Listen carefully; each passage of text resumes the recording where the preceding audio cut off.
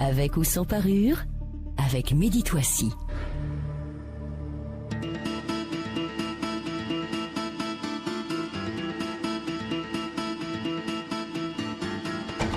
Bonjour et bienvenue amis auditeurs dans Avec ou sans parure, votre émission de débat d'idées sur Lux Radio. Vous nous écoutez à Casablanca sur le 99.2, à Rabat le 105.4. Vous pouvez aussi nous envoyer vos questions et commentaires sur notre application Lux Radio Android et iOS. Je lirai vos messages en direct sur nos ondes. Nos écoles publiques sont en souffrance. Non seulement la transmission de savoir est loin d'être optimale, mais aussi les tensions semblent atteindre des sommets au point que le corps enseignant et les élèves se violentent mutuellement. Alors comment expliquer le phénomène et comment le contrecarrer? Violence en milieu scolaire, qui pour sauver le système? Point d'interrogation, c'est l'intitulé donc de ce débat. Et voici les invités qui ont accepté d'y participer. Tout d'abord Jean Zaganiaris, vous êtes enseignant-chercheur en sociologie. Vous êtes enseignant-chercheur à l'école de gouvernance et d'économie de Rabat, également auteur. Récemment, vous avez publié par les mois de littérature un autre regard sur le champ littéraire marocain aux éditions Marsam. Jean Zaganiaris, bonjour. Bonjour. Également avec nous dans le tour de table Hachem Tiel, psychiatre et psychanalyste. Vous êtes l'ancien président de l'Association marocaine des psychiatres d'exercice privé. Vous êtes connu tant sur le plan national qu'international pour vos actions au sein de plusieurs institutions, notamment le Cercle psychanalytique et la Fédération internationale de psychiatrie, dont vous êtes le président élu. Bonjour et bienvenue Hachem Tiel. Bonjour Mehdi, bonjour tout le monde. Également dans le tour de table, Souad Jami, médecin et militante associative. Vous êtes cardiologue exerçant dans le secteur privé, élu communal. Vous êtes membre du conseil d'administration d'un lycée public à Rabat. Vous êtes également écrivaine. Votre premier roman s'intitule Un Toubib dans la ville. Bienvenue Souad Jami. Merci beaucoup pour l'invitation. C'est moi qui vous remercie. Également dans le tour de table, Adil Hadjami, professeur universitaire, titulaire d'un doctorat en philosophie. Vous enseignez la philosophie éthique à l'université Mohammed V de Rabat. Vous avez à votre actif plusieurs écrits, notamment des articles dans La raison impossible, articles sur le sens de la rationalité. Aujourd'hui, Adil Hadjami, merci d'avoir accepté notre invitation au débat cet après-midi. Bonjour Mehdi. Également dans le tour de table, Nasreddin Hafi, ancien directeur de l'Académie régionale de l'éducation et de la formation du Grand Casablanca. Vous avez également occupé le poste de délégué du ministère de l'Éducation nationale, de la jeunesse à Benmsik Sidi Othman. Vous avez aussi dirigé l'Académie de Stat et vous êtes l'ancien directeur central des collèges. Acteur associatif, vous militez au sein de l'association Al-Jisr. Nasreddin Hafi, bonjour et merci également d'enrichir notre tour de table. Merci. Madame, messieurs, tout de suite l'édito préparé par la rédaction et bien sûr on se retrouve juste après pour vos commentaires. Il est bien triste l'état de l'école publique au Maroc. Dans le fond et dans la forme, il y a certes matière à déplorer une école qui, en l'état, est bien loin d'être en mesure de contribuer à la formation de générations de citoyens. Les préparer à ce que serait leur vie professionnelle et sociale. Les initier aux valeurs humaines et sociales de respect et de partage. Les préparer à faire un premier pas sur le chemin de la réussite individuelle, soit-elle ou collective. Celui qui ouvre une porte d'école ferme une porte de prison, disait Hugo. Mais savait-il seulement, en disant cela, que l'inverse est tout aussi vrai? Depuis quelques années au Maroc, les études et les stratégies de surcroît, se disant d'urgence, se succèdent et ont tendance à se ressembler dans les objectifs et dans les résultats. Si l'objectif d'une école performante est meilleur pour tous et sans cesse brandi, le constat d'échec est aussi sans cesse relevé. Des écoles qui ferment leurs portes, des élèves qui se font entasser à plus de 60 dans des classes manquant de l'essentiel et des enseignants ayant pour beaucoup fait le choix de quitter le navire à la recherche de mieux sans pour autant être remplacés. Des programmes d'enseignement qui gagneraient à être revus et corrigés, des moyens d'enseignement qui gagneraient à faire un grand saut dans le présent tant ils sont restés prisonniers d'une ère qui n'est plus. Une situation qui n'a eu de cesse de produire au mieux des diplômés qui sont loin des exigences d'un marché du travail plus que concurrentiel. Mais cette situation a aussi produit le pire, soit des générations nourries d'un sentiment de frustration, car se sentant condamnées à rejoindre les bancs d'une école publique qui n'a plus de mérite que celui d'être gratuite, mais dont l'État leur rappelle sans cesse une situation sociale défavorisée dont ils n'ont pas eu le choix. La frustration, si elle n'est pas pour justifier, encore moins excuser une tendance à la violence devenue légion dans l'école publique, elle est du moins pour l'expliquer. Élèves et enseignants sont tantôt victimes ou auteurs de violences et d'agressions verbales et ou physiques. Le dernier en date, celui de Ouarzazate, n'est pas un cas isolé, loin de là. S'il est malheureux, effrayant et condamnable, quelles que soient les raisons qui y ont conduit, il a eu le mérite d'être médiatisé. Merci aux réseaux sociaux. C'est ainsi qu'une vague d'indignation a surgi, semblant prendre conscience enfin d'une situation déplorable, plus qu'alarmante, de ce qu'est devenu la vie dans l'école publique marocaine. Comment en sommes-nous arrivés là? Comment s'en sortir et avec quels moyens? C'est le débat que nous ouvrons avec nos invités cet après-midi dans Avec ou sans parure. Avec ou sans parure, le débat est ouvert. Hachem Tial, je rappelle que vous êtes psychiatre et psychanalyste. Première réaction à l'édito.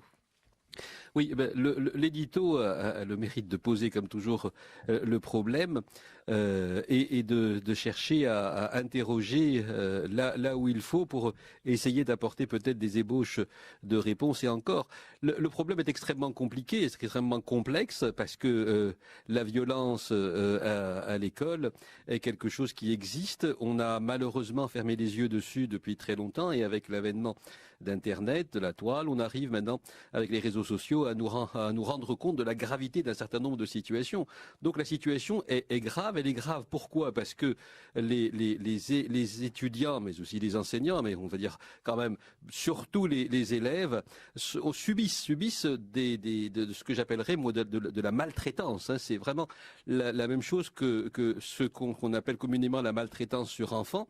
Et en ce sens que les conséquences en sont gravissimes. Elles sont gravissimes sur le devenir de ces enfants à l'âge adulte. Beaucoup d'entre eux subissent encore les affres de ce qu'ils ont pu vivre quand ils étaient jeunes. D'ailleurs, pas simplement les agressés, même les agresseurs ont des problèmes.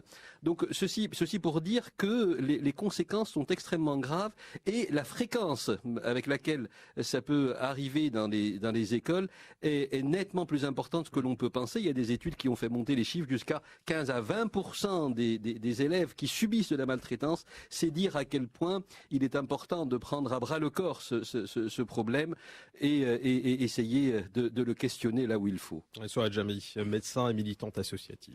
Oui, je crois que la violence a toujours existé à l'école, qu'elle n'est que le reflet de la société.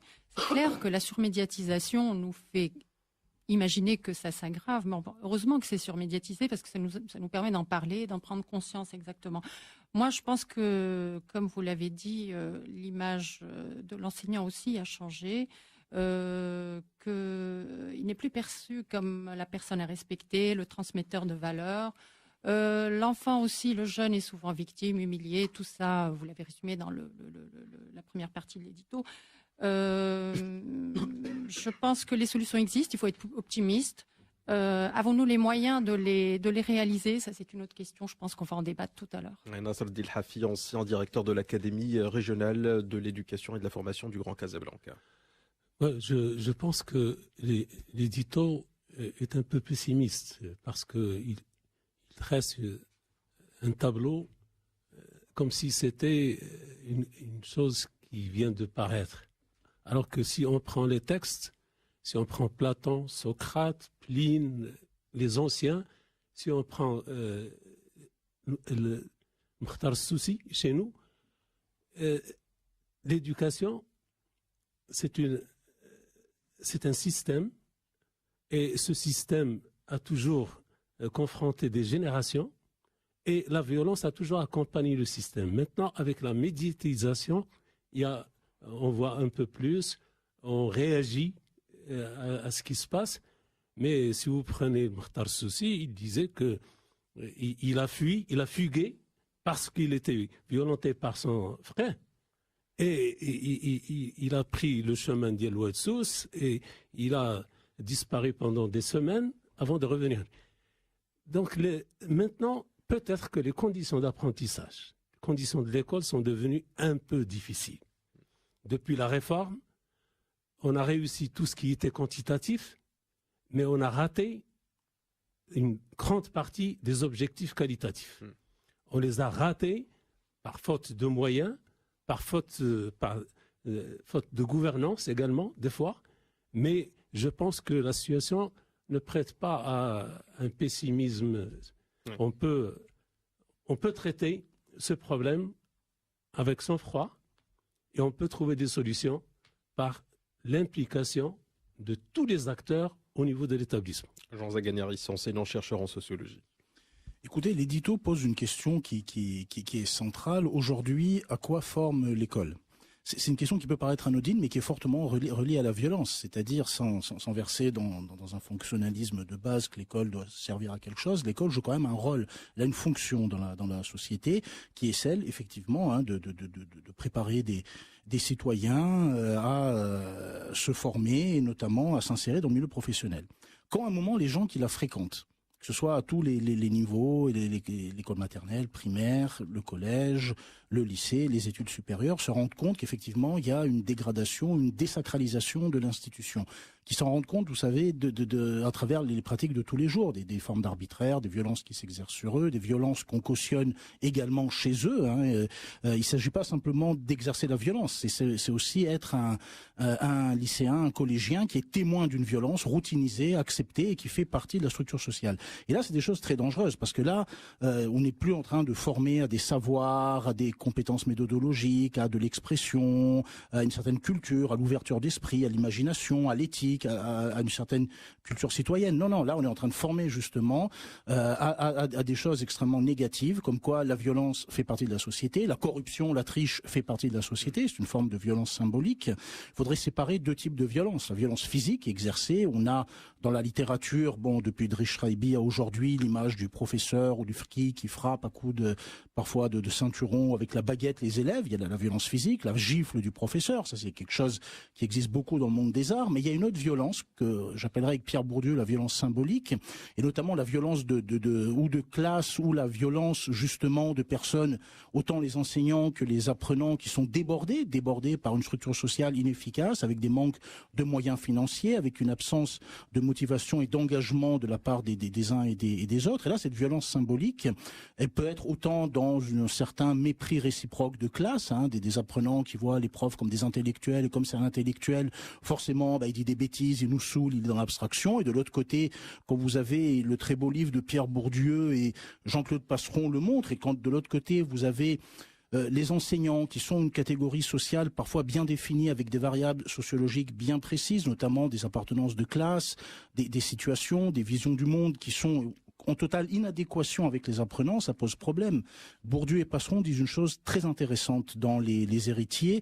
Ils disent que les élèves, en fait, sont égaux au sein de l'école, mais face aux aptitudes qu'exigent les enseignants et qu'exigent certaines matières, certains cours, et là, ils sont extrêmement inégaux de par leur trajectoire sociale, leur appartenance familiale, leurs capitaux culturels, etc.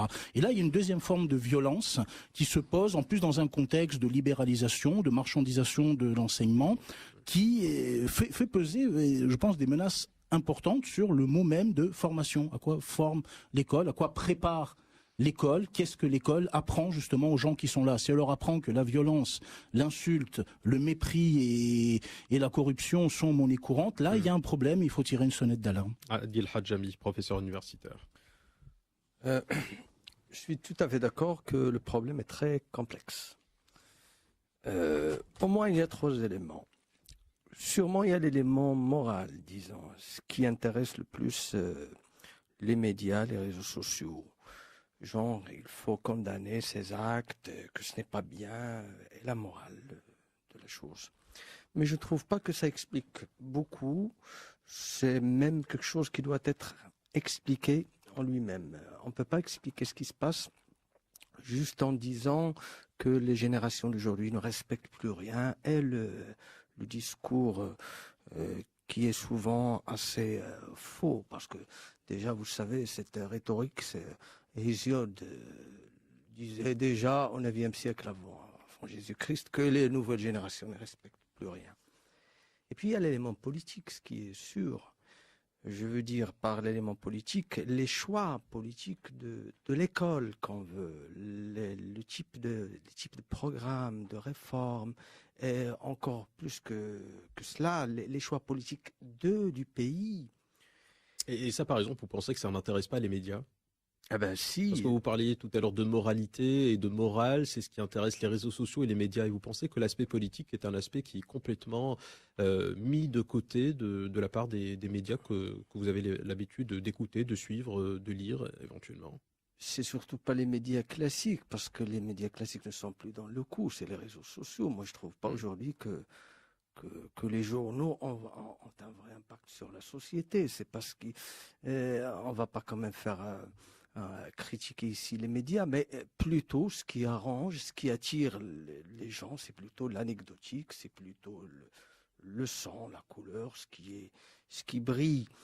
Un petit peu plus que ce qui est politique, sauf si le politique est dans un contexte populiste qui peut aussi attirer les gens. Troisième élément que je veux aborder, c'est l'élément économique. Il ne faut pas oublier cette condition qui est très importante. La situation des élèves aujourd'hui, des enseignants aussi, c'est une situation qui touche même le statut du professeur. Savez-vous, je vais donner juste ce chiffre et je vais me taire, que un professeur de secondaire aujourd'hui touche 5000 dirhams pour débuter, pour commencer. SMIC plus 2000 dirhams. Pour donner l'image du professeur qui est la référence éthique et morale de toute une société, je crois que c'est pas gagné d'avance. Adil Hadjami, professeur universitaire, vu comment notre système éducatif évolue, on va dire depuis une vingtaine d'années, est-ce que pour vous il est tout à fait normal que l'on commence finalement à voir ou à voir émerger des élèves qui combattent l'incarnation quelque part physique du système qui les oppresse, à savoir le professeur? Vous savez que la crise de l'école, elle est déjà mondiale. C'est pas qu'au Maroc qu'on vit ça. En 2016, je me rappelle de quelques choses qui se sont passées à la région parisienne. Et vous avez eu je me rappelle plus, mais 2 professeurs qui ont été agressés. Il y a eu même le Premier ministre de l'époque qui a tweeté en disant on va rien lâcher, il faut défendre le professeur qui est l'image de la République. Et moi, je veux insister sur cette phrase. Devant l'élève qui vit beaucoup qui est dans une situation assez mal à l'aise quand même aujourd'hui, il y a notre ami Thiel vient de parler de la maltraitance qui est généralisée, on peut dire. Pour lui, ce qui représente l'État, ce qui représente l'autorité, ce qui représente ce qu'il déteste peut-être, c'est ce qui est devant lui, c'est le professeur, c'est l'école. Le rôle du professeur, elle est aussi politique. Je peux même dire que c'est le visage de l'État, c'est le visage de la société, de l'autorité. C'est pour ça que je parlais d'incarnation du système physique, enfin de l'incarnation physique du système qui les oppresse. Est-ce qu'on peut le voir de cette manière? Oui, je crois que si. Et puis, quand on a des professeurs qui sont fragilisés sur tous les niveaux, il y a des attaques. Aujourd'hui, le professeur n'est plus la référence, c'est plutôt l'homme d'affaires qui est la référence de notre société. Au footballeur. Au footballeur, oui. C'est surtout des footballeurs hommes d'affaires qui gagnent beaucoup d'argent. Oui. Et quand vous avez des professeurs qui ne représentent, qui n'attirent pas vraiment, qui ne sont pas des modèles à suivre dans la société de consommation, c'est normal qu'on les lynche. Souad Jamaï, médecin et militante associative, sur cette question d'incarnation physique du système qui oppresse ses élèves. Est-ce que vous le voyez aussi de cette manière? Non, moi je le vois pas de cette manière. Moi je vois plutôt, si je vois un petit peu les jeunes avec qui je discute, j'ai l'impression qu'ils se sentent programmés pour l'échec. Que l'école n'est plus un ascenseur social qu'on leur a fait miroiter. Ils sont convaincus, ils ne sont plus convaincus en faisant des études, en arrivant à leur baccalauréat et ayant accès aux études, ils ne sont plus convaincus que ça va leur ouvrir différentes portes, que ça va leur permettre de sortir de leurs difficultés, d'avoir une autre vie. Ils n'ont plus cette conviction. S'ils l'avaient, je pense que ça se passerait mieux. Ouais. Mais maintenant, pourquoi ils n'ont plus ce rêve? C'est surtout cette question qu'il faut se poser. Je pense qu'en se posant cette question, on arrivera peut-être à des solutions. Mais moi, je pense d'abord que pour être cohérent, un programme d'éducation, pour transmettre des savoirs et des connaissances, ça ne peut pas se faire sans intégrer les valeurs morales. Je pense que là, c'est la première La première chose qu'il Vous faut... pensez que c'est à l'école qu'on apprend les valeurs morales? On va en reparler, parce que justement, moi je suis très convaincue que l'école peut transmettre les valeurs morales, mais pas au niveau du primaire. Moi, je milite plus pour l'enseignement préscolaire. Oui. Hachem Thial, le psychiatre et psychanalyste, sur cette question, justement, à la fois, enfin, une double question, à la fois sur l'incarnation physique du système qui oppresse les élèves. Est-ce que l'école et aujourd'hui le professeur sont vus de cette manière-là? Et sur cette question de la morale, est-ce que vous pensez que dans une école, aujourd'hui, on peut enseigner la morale? Oui. D'abord, concernant l'incarnation du système, je ne suis pas de cet avis. Je ne suis pas de cet avis, je m'explique, parce que le problème n'est pas ce que représente l'école aux yeux de l'élève, le problème en matière de rapport avec le système. Je pense plutôt que c'est une histoire d'autorité. L'enseignant, le corps administratif est là pour faire régner l'ordre. Entre autres choses. Et s'il est là pour faire régner l'ordre, chez des jeunes qui sont justement à un moment de leur vie où ils doivent remettre en question un certain nombre de choses, je pense en particulier aux préadolescents et adolescents qui constituent un nombre non négligeable, ou sinon le plus important des élèves qui sont dans les collèges et lycées, c'est chez ces personnes-là, quand vous leur mettez une autorité en face d'eux, ils vont par définition, essayer de faire face à cette autorité et de se battre contre. Donc voilà, ça c'est le premier élément. Lorsque vous voyez par exemple les écoles privées type mission, je parle des missions françaises, belges, américaines, le rapport au professeur est différent. Je veux dire, le respect est de mise, alors que ce sont toujours des élèves, donc des personnes en adolescence ou peut-être encore au stade de l'enfance. On dit la même chose. Ouais. Quand ils guerroient, ensuite il faut voir contre qui ils guerroient et qu'est-ce que fait cet enseignant et l'administration. Ce n'est pas que l'enseignant.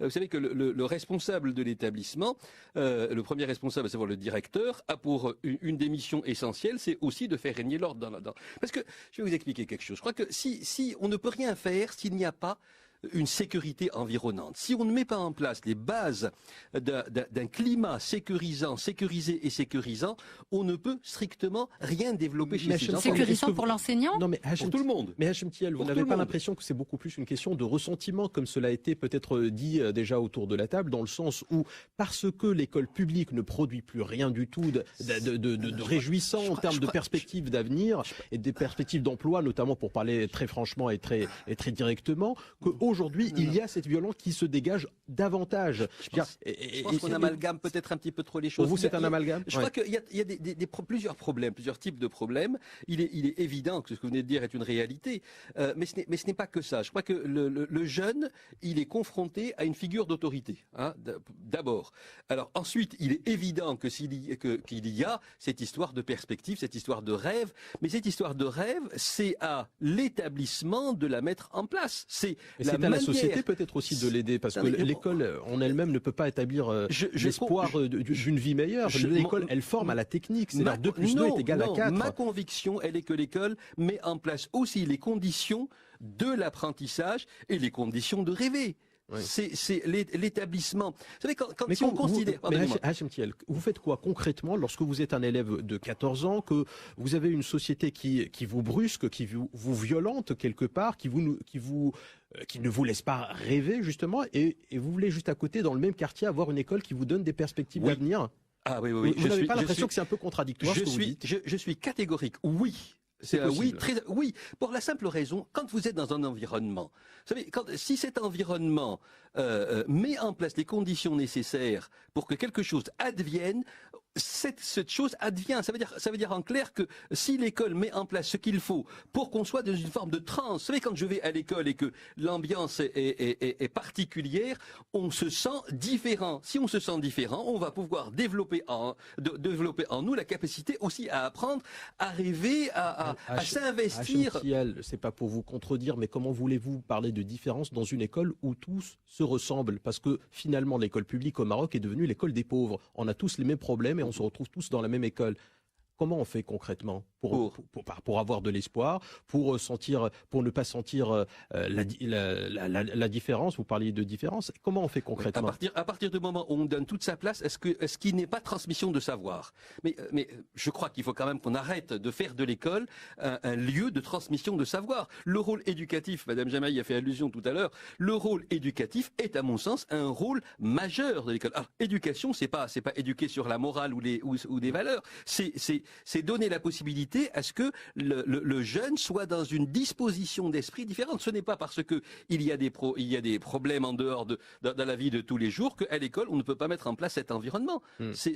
À mon sens, ce n'est pas le plus difficile. Alors, le problème, c'est qu'on n'évolue pas, on vase clos. C'est-à-dire, on est quand même dans une société et l'école, elle est à l'intérieur de la société. Et alors, pour vous, ça ne vous choque pas de dire que finalement l'école doit obéir à d'autres fonctionnements, elle ne doit pas être impactée par l'environnement dans lequel elle est? L'école est impactée forcément, mais ça se gère. Si on donne sa place, l'idée c'est quoi? C'est que si on donne sa place à ce volet de l'action que moi je pense être obligatoire de l'école, je pense qu'on peut absorber tout cela et en faire quelque chose qui ne détruit pas. Le problème, c'est que quand on vit plein de choses à l'extérieur et qu'il n'y a pas un environnement, ça peut être un centre d'accueil pour jeunes, ça peut être l'école, quand on ne donne pas à ces jeunes la possibilité d'absorber, de métaboliser tout cela et d'en faire quelque chose avec lequel on peut construire, si les écoles, disons, qui ont pris beaucoup de place, les écoles privées, prennent cette place, c'est aussi parce qu'ils donnent... Tant que ça, 13% au niveau national, 48% par contre dans des villes comme Casablanca, et là c'est beaucoup. Mais en tout cas, ils mettent en avant peut-être cet aspect du rôle que moi je pense être dévolu à l'école aussi. Jean Zaganieri, enseignant-chercheur en sociologie, vous voulez réagir? Oui, je voulais réagir sur cette dichotomie public-privé et ce que vous avez dit au niveau du public, peut-être pour nuancer un peu. Je nie pas les choses structurales que vous avez évoquées, mais je parlais de ma propre expérience d'enseignant dans l'enseignement supérieur. On a des étudiants dans l'école où je suis, on a des étudiants du public et du privé qui viennent. On a des étudiants de la mission, enfin des étudiants qui viennent de la mission, des étudiants qui viennent des lycées publics. On a de très bons, l'école publique forme aussi de très bons étudiants. C'est-à-dire, nous, on en a parmi ceux qu'on reçoit, et là, je parle statistiquement, plus on avance, en première, deuxième, troisième année, ceux qui sont dans le haut du classement général de notre école, ce sont des étudiants du public, qui viennent, qui bossent, qui ont effectivement des carences, notamment parfois des carences linguistiques importantes, parce que le système public, comme le montre le livre de Najat Dialmi, Mémoire d'un professeur, là-dessus a un véritable problème, et tant qu'on mettra pas sur agenda une véritable politique publique de formation linguistique au Maroc, il y aura toujours ces problèmes dans le public, mais vous avez quand même des gens qui bossent et qui viennent avec parfois... C'est une minorité, votre école est très sélective. Je vais finir, oui, on recrute sur effectivement dossier et il y a des notes, il y a des examens, mais des examens d'admission. Mais quand je prends quelqu'un qui sort de la mission, qui vient chez nous, et quelqu'un qui vient du public, qui vient chez nous, à un moment, c'est équivalent, voire même certains qui viennent de la mission et qui sont blasés parce qu'ils n'ont pas pu partir à l'étranger, et du coup ils restent au Maroc, etc. C'est pas forcément eux les meilleurs qui sont dans notre établissement. Ceux qui sont les bons élèves dans les établissements, c'est ceux qui ont enduré tout un ensemble de choses que la littérature ou des travaux sociologiques rendent compte dans le public, effectivement. Pourquoi est-ce qu'il y a beaucoup de gens qui se retrouvent aux marges, beaucoup plus dans le public que dans le privé? Le privé, vous payez effectivement pour que votre enfant soit pas dans les marges. Alors que malheureusement, dans le public, vous payez pas et vous êtes livré à vous-même. Et effectivement, il y a une minorité là-dedans. Mais Jean, juste une chose, vous payez dans le public, parce que vous payez des impôts. Oui, non, quand je dis vous payez pas les sommes exorbitantes que demande le privé. Parce qu'il n'y a pas d'éducation gratuite, ça existe. Exactement, non, quand je dis vous payez pas, c'est sous-entendu, vous avez raison, pas des sommes exorbitantes comme malheureusement des sommes qui vont aller de plus en plus en augmentant, puisque là on est dans des logiques gestionnaires et des logiques de management et gestionnaire. Mais là où l'environnement peut être intéressant, comme disait Hachem, c'est lorsque vous avez à un moment une reconfiguration justement du public-privé. Aujourd'hui, les logiques de gouvernance nous amènent, c'est plus d'un côté le public, de l'autre le privé. À un moment, le privé investit par des bourses. Alors tout ça, je dis pas que c'est philanthropique, les responsabilités sociétales des entreprises, etc. C'est pas de la philanthropie, c'est des labels, ça s'inscrit dans des logiques d'appel d'offres, etc. N'empêche que si on prend au mot l'esprit du capitalisme, comme le dit Luc Boltanski et Eve Capiello, là, il y a des choses très intéressantes dans un environnement qui peuvent impacter sur l'école. Ces logiques de bourse Prenons au mot justement ces entreprises qui veulent un label, qui veulent montrer qu'elles sont citoyennes, etc. Et à un moment, effectivement, que des établissements où il n'y a pas d'argent en demandent plus. Et je pense que Souhaite Jamais, son engagement associatif, s'inscrit aussi dans ces logiques-là de partenariat public-privé. Peut-être on en parlera. Et là, il y a quelque chose de très intéressant où effectivement, des gens qui bossent, quelle que soit leur classe sociale d'appartenance, des gens qui bossent et qui bossent dur, 12 heures, 14 heures par jour, qui ont des carences, j'allais dire, de classe, des carences de classe sociale. Je suis peut-être archaïque quand je cite Bourdieu et Passeron, le livre des années 68, qu'aujourd'hui il faudrait réactualiser. N'empêche que ce que dit Bourdieu n'est pas faux. C'est le problème de ces personnes dont vous parlez, du public, etc. Qui elles ont en face d'elles comme enseignants? Quel type de profil social? Et plus on monte effectivement dans la hiérarchie du champ de l'éducation et de l'enseignement supérieur, bien sûr, vous avez devant vous des gens qui appartiennent, des enseignants qui appartiennent à des classes sociales radicalement aux antipodes de la vôtre. Mais c'est là où vous voyez et la difficulté, c'est là où il y a une violence terrible à l'école et où des gens se sentent complètement exclus du système. Moi, je parlais avec quelqu'un de la faculté de Henshaw parce que j'encadre des doctorants là-bas et parfois je rencontre. Je suis intervenu récemment dans un cours de master comme ça pour apporter, parce que justement en tant qu'intellectuel, il faut apporter, en tant qu'enseignant, il faut apporter, justement aller devant l'étudiant. Et quelqu'un me disait, mais nous on fait partie des déchets du système. C'est comme ça que des gens dans le public se perçoivent. Et ça, c'est un problème. C'est-à-dire, effectivement, là, vous avez ce que Didier Ribon appelle les verdicts sociaux. La violence d'un verdict social qui vous est apposé et dont on a parfaitement conscience en fonction de l'institution scolaire dans laquelle on est. Beaucoup de gens qui sont dans le public, ils savent qu'à un moment, ils iront vers ce que tu dis, là, des salaires à 5000 dirhams qu'on a étudié. Voilà, on a un doctorat, on a un master, et on a eu du mal, en plus, à l'obtenir, parce que être apprenant, peut-être, vous direz à la faculté, c'est difficile d'être apprenant à la faculté. Donc, ces gens-là, en plus, sont une minorité à la faculté à être arrivés en master ou en doctorat, enfin je veux dire sur des milliers en première année, des professeurs, je termine juste mon idée, je me tais, mais quand à un moment vous êtes en première année, que des professeurs corrigent, je me tais, c'est vraiment la dernière phrase, corrigent par exemple des milliers de copies en une quinzaine de jours, vous savez que les verdicts sociaux d'être dans cet établissement scolaire-là vous sont apposés d'emblée, vous le savez en tant qu'apprenant. Je suis désolé. Non, moi je voulais juste dire, pour en revenir à la violence, on est d'accord pour dire quand même que la violence est beaucoup plus importante dans les établissements publics que privés. On est d'accord. Je pense que tout le monde est d'accord autour de la table. Tout le monde est d'accord. Donc, il faut, je pense, réfléchir à quelle est la différence exactement. Est-ce que c'est seulement une histoire d'argent? Est-ce que c'est une histoire de motivation des enseignants? Est-ce que c'est une histoire de passion qui est perdue? Quelle est vraiment la question pour pouvoir répondre? Moi, je voulais poser la question à monsieur. Non, mais justement, pour vous, à votre niveau, soit de Jamaïe militante associative et médecin, concrètement, où se situe le mal? Est-ce que véritablement, pour vous, c'est une histoire d'espérance et d'espoir qui n'aurait pas lieu au niveau du public? Il n'y a pas que ça. C'est évident qu'il n'y a pas que ça. Ou est-ce que c'est de l'argent qu'il s'agit, ou est-ce que c'est autre chose? Non, moi, je pense que c'est une histoire aussi de motivation humaine, de passion. Moi, mon expérience dans le milieu associatif, en tout cas scolaire, est tout à fait récent. Ça date de 1 an, mais je pense qu'en 1 an, j'ai eu le temps de voir un petit peu quels sont les manques. Et l'expérience m'a montré, en essayant d'utiliser certains outils ludiques ou des choses, je me suis rendu compte que quand on implique l'enfant, quand on le valorise, quand on l'intrigue, quand on incite sa curiosité, quand on arrive à dialoguer, on arrive à obtenir énormément de choses. Il se sent important et quand il se sent important, il adhère à tout ce qu'on a pu lui présenter. Je pense qu'il faut un peu changer certaines choses. C'est trop uniforme à l'école. Je parle dans les écoles publiques. Je pense que la différence, c'est que dans le privé, on a des acteurs sociaux, on a des acteurs culturels qui arrivent dans les écoles beaucoup plus facilement que dans le secteur privé, que dans le secteur public. Et je pense que c'est un... Sur cette question d'uniformité, si je peux m'exprimer de la sorte, elle n'est pas nouvelle. L'école publique était performante il y a 30 ans, il y a 40 ans. Mais qu'est-ce qui a changé? C'est peut-être justement la vision. C'était bien uniforme aussi à l'époque. Donc l'uniformité n'explique a priori pas tout le problème. Oui, mais les enfants mais si, parce qu'il y a 30 ans, les jeunes qui réussissaient arrivaient à faire des études, arrivaient à s'en sortir. C'est ça la grande différence, c'est qu'on leur donne plus du tout la même visibilité pour leur avenir. Donc c'est une question d'espoir finalement. Exactement. Vous revenez à l'espoir. On en revient là, mais aussi de valorisation de l'élève et de dialogue, de le revaloriser en tant qu'individu. Nasser El Hafi, ancien directeur de l'Académie régionale de l'éducation et de la formation du Grand Casablanca, réaction. Lorsqu'on parle de l'enseignant et de l'élève, comme si la violence était dirigée contre l'enseignant en tant que représentant d'une institution. Quand on prend les statistiques, et c'est officiel, ce sont les statistiques du ministère, la violence contre les enseignants, ça représente 7%. Et la violence entre pairs, entre élèves, ça représente 81%. Encore heureux que c'est pas 50-50. Hein Non, mais c'est important comme chiffre, je trouve. C'est très C'est-à-dire important. que ce n'est pas l'enseignant qui est visé, mais il y a cet élève quand il vient à l'école. Des fois, il y a une violence verbale.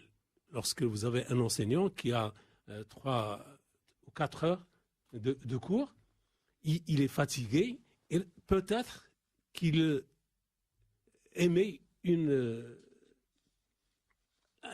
un mot qui gêne l'élève.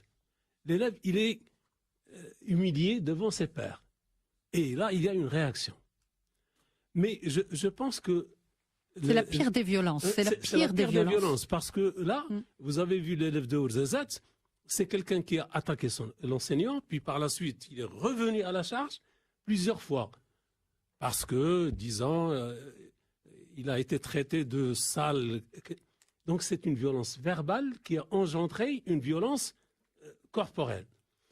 Mais je pense que lorsqu'on parle d'école publique et d'école privée, moi je pense qu'une des missions principales de l'école, c'est la socialisation. Et il y a quelques années, l'école privée accueillait les élèves qui n'ont pas réussi à l'école publique. Maintenant, c'est l'inverse. Maintenant, vous avez les classes moyennes qui fuient l'école publique. Donc, vous avez dit tout à l'heure que c'est devenu l'école des pauvres. Mais c'est un triste constat, quand même. C'est un constat, oui. Ah oui. Mais je pense que vous avez des îlots et dans des zones complètement défavorisées, vous avez des écoles, des collèges et des lycées qui donnent des résultats formidables. Lorsque vous avez une implication de tout le monde, lorsque vous impliquez l'élève, il ne reçoit pas uniquement, mais il participe à l'organisation de son établissement, il participe aux activités de l'école. Lorsqu'il est bien encadré, ça donne des résultats. Mais vous avez actuellement... Non mais excusez-moi, mais Nasser El Hafi, vous avez beau encadrer un élève, s'il vit dans des quartiers difficiles, avec un père qui est absent, avec une autorité parentale qui n'est plus ce qu'elle était il y a 20 ans, finalement ça va nous obliger à parler un petit peu de notre entrée dans la modernité, parce qu'aujourd'hui la figure du père n'est plus ce qu'elle était, la figure du maître n'est plus ce qu'elle était, la figure même du ministre n'est plus ce qu'elle était. On a aujourd'hui quand même un problème avec la modernité. C'est peut-être notre entrée dans cette modernité qu'on est en train de rater encore une fois. A priori, qu'est-ce que vous en pensez? Je peux vous donner l'exemple de quelques écoles. Mais traditionnellement, ce n'est pas la figure emblématique de l'autorité, la mère, c'est surtout le père. Oui, mais la transmission de valeurs, oui, on en reparlera tout à l'heure. Il y a la démission de certaines familles. Je vous donne l'exemple de cet élève. Son père lui prend son cartable, il le remplit de psychotropes et il lui dit va faire ton travail à l'école. L'élève a été pris, il est actuellement... Le père a été puni, mais cet élève, il a vécu pendant des semaines et des semaines à vendre des psychotropes, alors que son travail à l'école, ce n'est pas de vendre des psychotropes, mais d'étudier. Alors que son père, il faisait ce travail. Ça, c'est un cas particulier. Oui, mais c'est un cas vous avez actuellement... Vous avez l'école elle-même dans des quartiers, les familles, lorsqu'elles veulent jeter les déchets de la maison, ils viennent et puis ils enjambent le mur de l'école et ils jettent. Donc, c'est le symbole du non-respect. L'école ne représente plus ce symbole où on forme des gens, où on socialise les gens, où on prépare les gens à un avenir meilleur. Mais en tous les cas, lorsque vous avez un bon encadrement, lorsque vous avez les conditions d'apprentissage, lorsque vous avez des classes... Oui, bien sûr, lorsque tout va bien, lorsque le vous êtes résultat est bon. Devant 60 élèves, ouais. Lorsque vous n'avez aucun surveillant d'externat, lorsque vous avez l'enseignant, l'administration et l'élève. Oui. Là, c'est l'encadrement qui manque. Hachem Tial, psychiatre et psychanalyste. Je vais vous laisser réagir, mais d'abord, je voudrais lire quelques réactions de nos auditeurs. Sophia qui dit l'enseignant n'est plus formé à être maître qui transmet un savoir. L'enseignant ne se reconnaît plus dans la personne de l'élève et vice-versa. Peut-être une première réaction à ce que nous dit Sophia, notre auditrice, et puis après je vous laisse réagir aux propos qui ont été tenus autour de la table. Oui, je réagirai aux propos de Sophia au même titre que je réagis à ce qui s'est dit sur la table, autour de la table. Parce que qu'est-ce qu'on est en train de dire, à entendre tout le monde? J'ai l'impression qu'on est en train de dire que la dimension psychologique n'est pas du tout prise en compte à l'école. Ça veut dire que on ne prend pas en compte ce que la modernité, pour te reprendre, est en train d'apporter comme modification et comme nécessaire aménagement dans la tête, dans l'esprit, dans la pensée de tous ceux qui sont là pour donner les conditions nécessaires à un bon apprentissage. Donc ça veut dire que si on... Vous savez, il y a quelques années, j'avais eu l'expérience de cellules d'écoute. J'étais, je pense, l'association que j'avais montée il y a peut-être une quinzaine d'années de cela, avait monté des centres d'écoute et on avait simplement demandé aux enseignants de participer une fois par jour à tour de rôle à l'écoute simplement des élèves. Et les élèves, quelles que soient leurs conditions socio-économiques, attendaient avec impatience la possibilité d'être simplement entendu. Alors, ce qui est entendu, ensuite, il faut voir ce qu'on en a fait. Ce que j'avais fait, c'est que j'avais fait en sorte à ce que les enseignants, une fois tous les 15 jours, venaient dans mon cabinet pour parler de leurs difficultés. Et ça avait créé une émulation absolument fantastique dans Sidi Othman. Donc vraiment dans les conditions dans lesquelles étaient les étudiants, qui étaient tout sauf extraordinaires. Donc ceci pour dire que le problème, vous savez, dans notre pays, à tous les niveaux, et là en particulier, le problème, c'est que nous ne pensons pas les choses. Nous ne pensons pas les choses, on ne se pose pas à un moment donné et on se demande qu'est-ce qui se passe, où est-ce qu'on peut agir, sur quoi est-ce qu'on peut agir. Mais par faute de moyens, justement. Non, madame. Non, madame. Alors là, je ne suis pas du tout convaincu de cela. Vous savez, il suffit qu'on demande aux bonnes personnes, et il y en a qui sont à la disposition. Non, mais c'est pas de ça que je veux dire. Je parle de manque au niveau du lycée même. À l'extérieur, c'est clair qu'il y en a. C'est vraiment le souci. Il faut avoir ce souci. Le problème, il est au niveau des personnes qui peuvent avoir ce souci. Les gens n'ont pas ce souci de penser les problèmes avec lesquels on vit.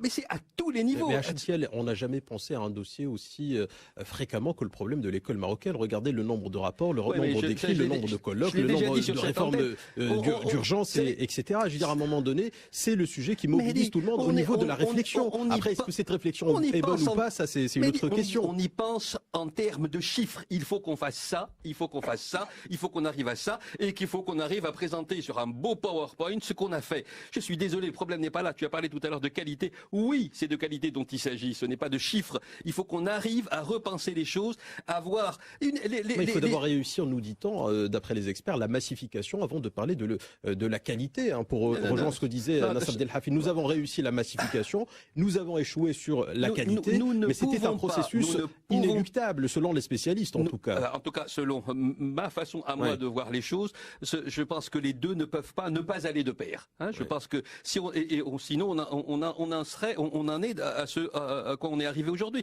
Je crois qu'on ne peut pas, à mon sens, on ne peut pas ne pas tenir compte de cet aspect. Le fait que l'école publique reçoit des gens qui sont de familles à faible revenu, pour moi ne pose pas problème à partir du moment où on fait de l'école cet outil indispensable qui permet aux jeunes de sortir de cette histoire. Mais on est d'accord, mais comment y parvenir? Parce que j'ai pas encore compris où vous voulez en venir. C'est pas compliqué, madame. Oui. C'est pas compliqué. Il suffit simplement de donner la possibilité à ce que ces élèves soient pris dans un mouvement culturel, un mouvement autre que celui de donner du savoir. Le problème, c'est que l'école est uniquement un outil pour transmettre du savoir. Et moi, je bataillerai jusqu'au bout contre cela. Mais on est d'accord, mais les moyens, on va en discuter après. Hachem Thiel, psychiatre et psychanalyste, juste une réaction par rapport à notre auditeur Nabil qui vous dit « Les enfants préfèrent aujourd'hui être partout, sauf à l'école ». Est-ce que vous avez envie de répondre à ça? On est en train de dire la même chose avec leurs mots à eux, avec la même chose que ce que je suis en train de dire moi. Ce que je suis en train de dire, c'est que si on arrive à mettre en place ce qu'il faut, on peut parler de ce qu'il faut, on peut en parler, ce qu'il faut pour rendre l'école attrayante, ça veut dire donner, vous savez, c'est réveiller le désir. C'est les réveiller le désir. Comment est-ce qu'on peut titiller cette histoire de désir en ses enfants et faire en sorte à ce que l'enfant cherche à aller dans un environnement accueillant, Vous savez, quand vous voyez les écoles dernièrement, l'ancien ministre de l'enseignement a essayé de donner tout son poids à l'accueil à l'école, c'est-à-dire au niveau esthétique au moins, et pas seulement. Et pas seulement. Je pense qu'il y a des choses à faire à ce niveau pour réveiller le désir et réveiller en ces enfants la possibilité de rêver d'un monde meilleur. Le monde peut être meilleur, en tout cas dans le fantasme. Même si en dehors de l'école, il n'est pas meilleur. Oui, alors je suis catégorique et affirmatif par rapport à cela. Adil Hadjami, sur cette idée précisément, s'il vous plaît, professeur universitaire, est-ce que vous êtes d'accord avec Hachem Thiel? Est-ce que l'école peut être un lieu de rêve alors qu'à l'extérieur de l'école, c'est du désespoir à tout va? À la base, c'était ça. L'école, c'est l'église de l'État laïque. C'est le lieu où on peut apprendre, si on se rappelle les littératures de l'État moderne, où on peut enseigner et apprendre l'égalité, la fraternité et la liberté. En parlant que de la France et de la Révolution française. Mais le problème, c'est qu'elle ne fait plus rêver, cette école. C'est plus l'ascenseur social, c'est plus le lieu qui peut nous promouvoir socialement. C'était le cas pendant quelques décennies. Au Maroc, c'était l'ascenseur social par excellence pendant les années 60 et 70. Non, mais vous parlez, Adel Hadjami, du cas de la France, mais en France, par exemple, qui est un État ou un pays moderne, beaucoup plus évolué que le Maroc, par exemple, ou même aux États-Unis, et beaucoup plus riche, surtout. Et beaucoup plus riche. Le cas des États-Unis, encore beaucoup plus riche que la France, mais les agressions à l'endroit des professeurs sont beaucoup plus nombreux, même proportionnellement au nombre d'habitants. Donc finalement, est-ce que ce n'est pas la modernité, encore une fois, et notre entrée dans la modernité qui nous inflige quelque part ce genre de réaction? Plus on va vers la modernité, plus la figure de l'autorité est remise en question et contestée. Voilà, cela dépend de ce qu'on entend par modernité. Moi, je dirais pas la modernité parce que c'est un concept, ça sera très difficile de la développer. C'est remettre en cause l'ordre établi. C'était à la base, c'était ça avec les Lumières et puis après la Révolution française telle que vous l'avez cité. Oui, mais justement en cherchant un autre modèle qui est basé sur la citoyenneté et la rationalité et la laïcité. Ce qui se passe aujourd'hui, je crois. Ce que je crois aujourd'hui, ce qui se passe, ça a été analysé par beaucoup de gens, de spécialistes. C'est justement la société de consommation, le culte de l'argent qui est soutenu par un populisme généralisé. C'est la contre-culture, c'est le court-termisme, les idées de je veux tout. C'est la société du désir. Immédiat, spontané. J'aimerais revenir à quelques trucs qui ont été dit. Je ne suis pas tout à fait d'accord, ou au moins sûr que les écoles type mission sont par principe meilleures que beaucoup d'écoles où le système... Je parle des violences, hein. Quand je disais que c'était beaucoup plus calme à ce niveau, c'était par rapport au nombre d'incidents qui engageraient des violences verbales ou physiques. Je peux parler en connaissance de cause. Vous savez, il y a beaucoup d'écoles qui sont homologuées par le type mission où il y a vraiment beaucoup de violence. Et puis, il y avait privé, même en parlant du privé, je ne suis pas tout à fait sûr que le privé est mieux que le public. D'ailleurs, dans les facultés de médecine, les facultés d'excellence, on donne la priorité aux élèves du public. Parce que quand on a des écoles ici, même à Casablanca, qui sont dans des petites villas ou des appartements où l'élève ne peut même pas faire du sport. Moi, j'ai assisté à un cours de sport qui se fait dans une classe. J'ai vu ça de mes propres yeux. Il y a privé. Cela étant dit, j'aimerais aussi parler de cette... J'ai pu comprendre qu'il y aurait un conflit entre le professeur et l'élève, et puis qu'il faut plutôt défendre l'élève contre le professeur. Je ne crois pas que les choses sont faut les voir de cet angle-là, parce que là, au moment où on parle, il y a des centaines de milliers d'élèves qui sont avec leurs professeurs. Pas aujourd'hui parce que c'est les vacances, mais d'habitude c'est le cas, qui sont dans leur classe avec leurs professeurs. C'est beaucoup plus compliqué que ça. Le destin de l'élève, c'est son professeur. Le destin du professeur, c'est ses élèves. Et je crois qu'en cassant l'image du professeur, qui est le hussard de la République, disaient les gens, comment on appelle, Ferry, celui qui qui a théorisé l'idée de l'école publique. C'est Jules Ferry. Jules Ferry, il y a d'abord le maire, qui représente, disons, l'État dans son sens autoritaire pratique au quotidien, et puis il y a le professeur qui représente l'État dans sa dimension éthique. Et quand on voit que ce hussard de la République, pour le dire à la manière des Français, son image a été quand même... je ne sais pas ce que c'était voulu ou pas, je ne sais pas qu'est-ce que c'était volontaire, qui a été quand même cassé pendant des années. Il suffit d'aller voir du côté des blagues qui circulent sur le professeur, ce qu'on circule comme cliché dans les films, dans les séries, dans ce qu'on voit sur les télés et autres, pour voir ce qu'on a pu faire subir à cette image-là. Si on casse cette figure, et puis en même temps, on a d'autres garde-fous de la société qui sont en même temps en crise. Je parle des maisons de jeunesse, je parle des associations. Il faut jamais minimiser l'importance des maisons de jeunesse pour ce qui était nos pères, par exemple, et même ma génération quand on était jeune. Quand on casse tout cela, en même temps soutenu par une contre-culture et un populisme ambiant et un désir, une culture du désir spontané direct, je ne crois pas qu'on peut avoir une école qui peut encore... Adel Hadjami, pour répondre à la question initiale, est-ce que vous pensez que dans un ensemble de désespoir, l'école peut être une source d'espoir? Je crois que, pour parler très pratiquement, si on n'a pas 60 élèves par classe, si on n'a pas des professeurs universitaires, ce qui est le cas de beaucoup de mes collègues, qui ont 1400 étudiants, ce n'est plus de l'enseignement, c'est de la garderie pour grands. Jean Zaganeris, enseignant-chercheur en sociologie. Non, et c'est là où parfois, alors le chiffre fait peur, mais c'est là où parfois, c'est même pas qu'une question de budget. Bien sûr, il y a le budget, et puis à un moment, s'il y avait plus de profs, etc., quel que soit, là, je parle pas d'un établissement en particulier. C'est-à-dire, aujourd'hui, même le métier de professeur a changé, comme le disait Souad Jameh. Je pense au très beau roman de Mamoun Lahbabi, la lumière de l'aube, qui parle d'un enseignant qui fait la moitié de ses heures de cours dans le public et l'autre moitié dans le privé. Tout simplement parce que ce qu'il gagne dans le public lui suffit pas. Le privé, il se heurte à des logiques aussi de rationalisation, de budgétisation. Et là, vous voyez, là, il y a une rupture avec quelque chose qui existait avant, avec la figure symbolique de l'enseignant qui était là pour former pour former les élèves et par-delà toute considération financière. C'est-à-dire on s'engageait dans l'enseignement, comment s'engager, c'est une vocation. C'est pour ça qu'à un moment, l'ancêtre de l'enseignant, c'est le prêtre. C'est pour ça que je reste très très prudent sur la question morale. Pour moi, l'école doit former à des éthiques plurielles, pas une morale. Morale dans l'école, c'est quelque chose de très dangereux. Donc si c'est dans ce sens-là, on est d'accord, hein, Souad.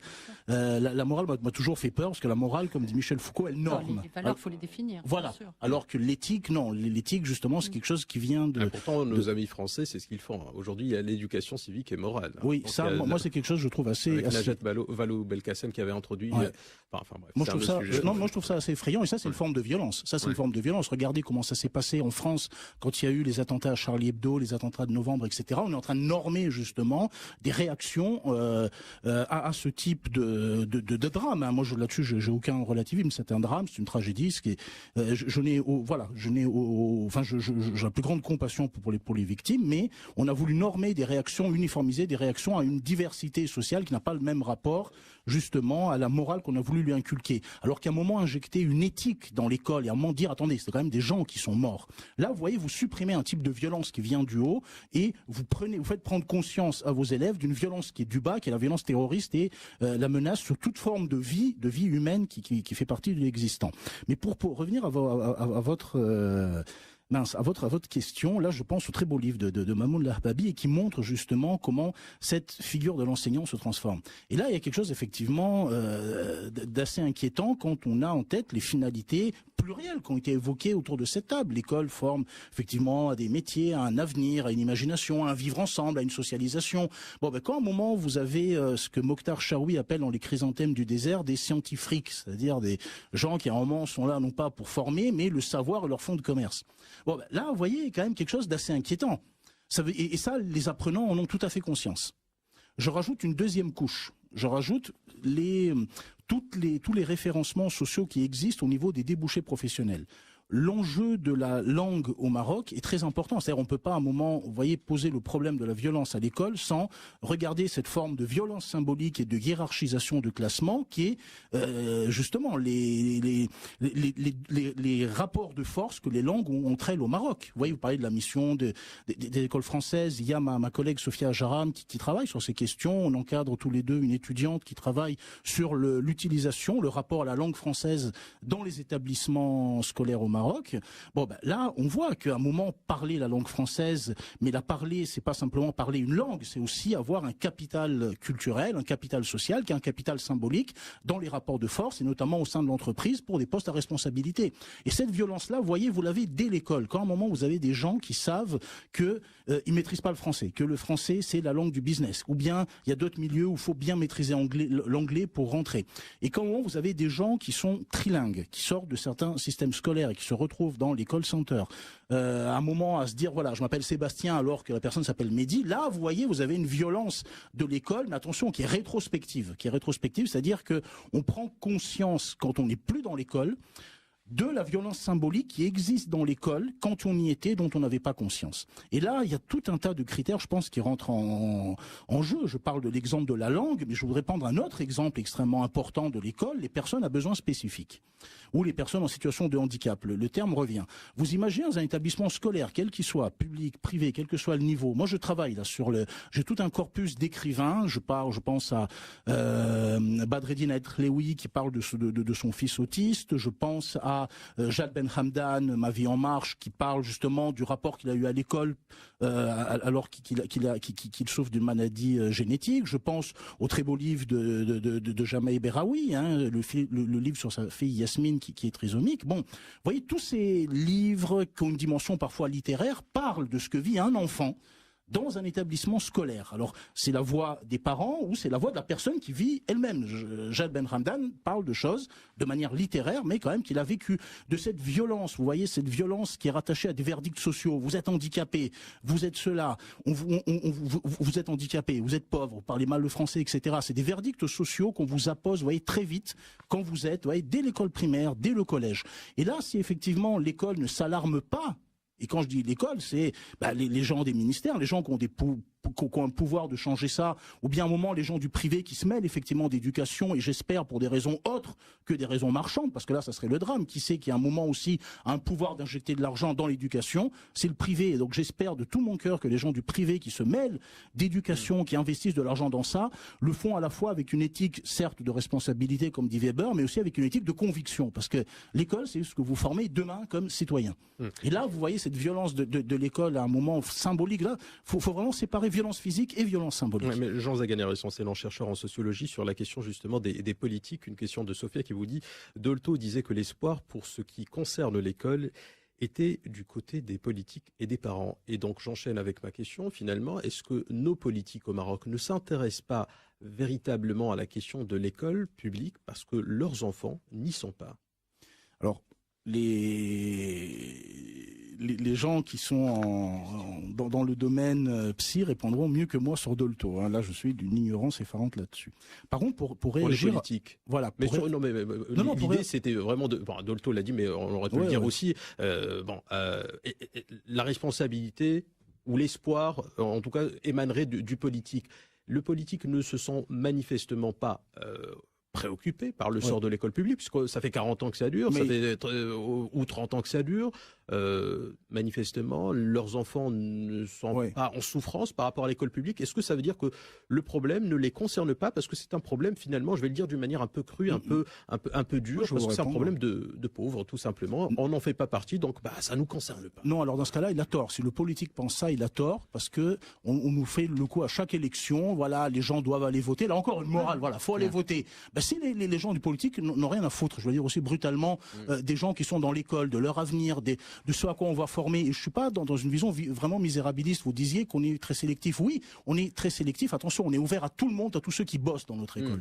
Tous ceux qui bossent sont les bienvenus. Et là, on est effectivement très sélectif. Donc des gens, je suis désolé, qui méritent. Mais il y a pas le principe d'équité, parce que quand vous démarrez, vous êtes à l'école, type mission américaine ou autre, vous avez du mal à concurrencer quelqu'un qui travaille, mais qui est dans un système public, qui ne lui a pas donné les mêmes outils de exactement. performance et de réussite. C'est ce que dit Bourdieu. Voilà, mais l'équité, c'est pas la justice. On est entièrement d'accord. C'est là les questions de capitaux sociaux. Il y a des miracles sociaux parce qu'ils existent minoritairement dans le public aussi. Ces capitaux sociaux qui permettent parfois d'accéder dans des établissements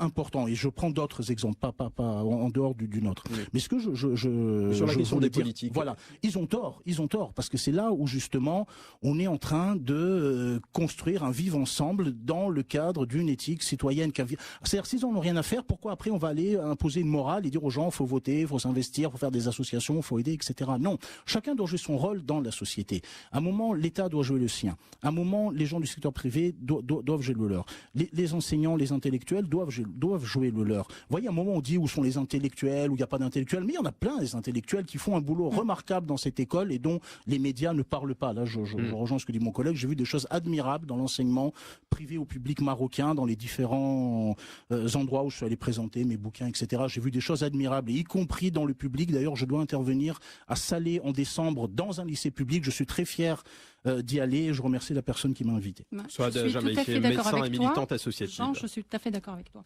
Moi, ce que je voulais dire tout à l'heure quand je parlais de moyens, et je suis tout à fait d'accord avec vous, c'est qu'avec très peu de moyens, on peut rétablir l'autorité, on peut faire énormément de choses. Moi, je suis élue au niveau de la ville de Rabat, et en tant qu'élue, on doit prendre en charge un lycée public. Et c'est une chose que j'ai fait avec beaucoup de cœur, et je me suis rendu compte qu'il y avait moyen de faire énormément de choses. Mais comment? En associant la direction et surtout l'association des parents d'élèves, quand le lycée a la chance de l'avoir, et l'association des anciens, parce que je me suis rendu compte en travaillant depuis 1 an avec cet établissement que les acteurs majeurs du progrès, de la communication, de l'écoute, il y a des centres d'écoute effectivement qui ont un rôle extraordinaire et qui sont gérés par les parents d'élèves. Tout ceci, cette cohésion entre la direction, les bénévoles, moi autour de moi j'ai 30 bénévoles qui viennent faire un programme sur l'année dans tous les domaines, aussi bien l'éducation sexuelle, les infections sexuellement transmissibles, les facteurs de risque cardiaque, parce que ça c'est le volet médical, mais aussi les échanges avec des acteurs culturels comme des philosophes, des écrivains, qui permettent aux enfants d'ouvrir leur esprit, de discuter, de dialoguer, d'échanger, des choses qu'on leur donne pas l'habitude, l'occasion de faire. Et ça, il y a énormément de moyens d'intéresser l'enfant. Et j'en reviens donc... Mais vous savez ce qu'on dit, Souad Jamei, à ventre vide, pas d'oreille. Je ne généralise pas, mais un enfant qui a des problèmes à la maison, qui n'a pas quoi véritablement même se nourrir correctement, décemment. Je suis d'accord, entre rencontrer Jean Zaganeris, un philosophe, et vendre des psychotropes éventuellement, puisque pour reprendre l'exemple qui a été donné par Nassar Belkhafi, mais est-ce qu'il vaut mieux être le ventre vide et frustré? Il y aura peut-être des gens... Excusez-moi, je peux 30 secondes. Je veux juste dire qu'au niveau de l'école, ça peut être une échappatoire, justement, un souffle de vie, d'espoir de ce qu'ils n'ont pas à la maison. Il faut compenser. C'est pas parce qu'on a... je veux dire, on peut donner quand même un espoir en ouvrant l'esprit. On peut faire par priorité, on alimente son esprit ou on alimente son ventre? Et évidemment qu'alimenter son ventre, c'est le premier. Mais il faut que ça se fasse de parallèle. On ne doit pas avoir le choix entre les deux. Il faut faire les deux de façon en parallèle. Et donc la question de l'aspect matériel est très importante. Non, moi je parle de l'aspect matériel au niveau de l'école. L'école n'est pas là pour nourrir l'enfant, elle est là pour le nourrir spirituellement. On est d'accord. Intellectuellement. Évidemment. Moi, je peux répondre à ça après. Je veux juste dire quelque chose, c'est que en parlant d'acteurs sociaux, pour moi le véritable obstacle, c'est quoi? Il y a 2 niveaux. Certains directeurs d'établissements sont assez hermétiques à l'entrée d'associations ou de bénévoles. Pourquoi? Moi, j'aimerais poser la question. Pourquoi? Ont-ils peur d'être jugés, qu'on s'immisce dans leurs affaires, alors que c'est des bénévoles qui sont prêts à travailler gratuitement, certains avec une expérience extraordinaire, des enseignants. Alors que la loi oblige, il y a des commissions d'établissement dans lesquelles il y a tous ces acteurs. Mais moi j'ai vu beaucoup de personnes qui sont prêtes à aider et qui trouvent un mur devant. Ils comprennent pas pourquoi on les laisse pas ouvrir la porte. Deuxièmement, il y a une volonté. Vous êtes en train de nous dire qu'il y a une volonté de nuire aux élèves en l'empêchant.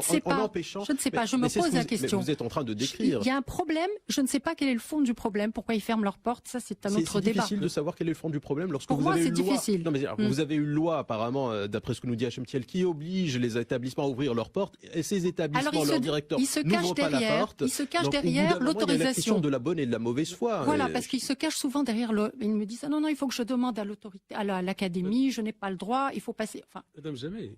Oui. Est-ce que c'est vrai ou pas? Je ne sais pas. Nassar Belkhafi, ancien directeur de l'académie régionale de Casablanca. Qui ont été créés au début de l'an 2000. Et il y a un conseil d'enseignement qui a des missions précises. Il y a un conseil pédagogique et il y a un conseil de gestion.